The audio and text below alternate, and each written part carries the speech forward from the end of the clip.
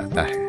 ये द्वीप साक्षी है इतिहास के उन अनकही और अनसुनी घटनाओं का, जहां हमारे देशभक्तों पर अत्याचार और अमानवीय यातनाओं का सिलसिला चला था।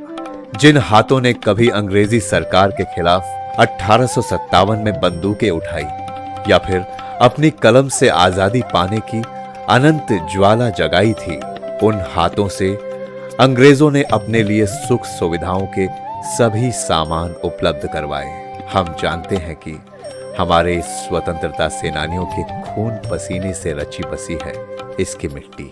द्वितीय विश्व युद्ध के दौरान जब जापानी सेना ने द्वीपों पर कब्जा किया तो ब्रिटिश मुख्य आयुक्त के आवास पर जापानी गैरिसन कमांडर का कब्जा हो गया। यही वो समय था जब दिसंबर 1943 में इस द्वीप में आगमन हुआ एक ऐसे व्यक्तित्व का जिन्होंने भारतीय स्वतंत्रता संग्राम को एक नई दिशा दिखाकर अपना कुशल नेतृत्व दिया। पराक्रम और अदम्य साहस से परिपूर्ण और provisional government of Azad Hind के सुप्रीम कमांडर नेताजी सुभाष चंद्र बोस ने अंडमान दौरे के दौरान 29 से 31 दिसंबर 1943 को इसी द्वीप पे आवास किया था और तब 3 दिनों तक कभी ब्रिटिश मुख्य आयुक्त का आवास रहे बंगले के ऊपर भारतीय तिरंगा फहरा रहा था। यही वो समय था जब नेताजी सुभाष चंद्र बोस ने 30 दिसंबर 1943 को पोर्ट ब्लेयर में तिरंगा फहराकर इन द्वीपों को सबसे पहले आजाद होने का गौरव प्रदान किया था।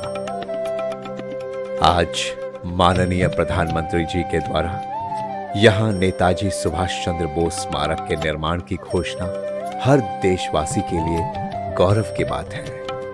इस स्मारक के जरिए जहां देश नेताजी को श्रद्धांजलि अर्पित कर रहा है, वहीं इससे यहां पर्यटन को भी बहुत बढ़ावा मिलेगा। साथ ही यहां के ऐतिहासिक धरोहर और विरासत को भी संरक्षण मिलेगा।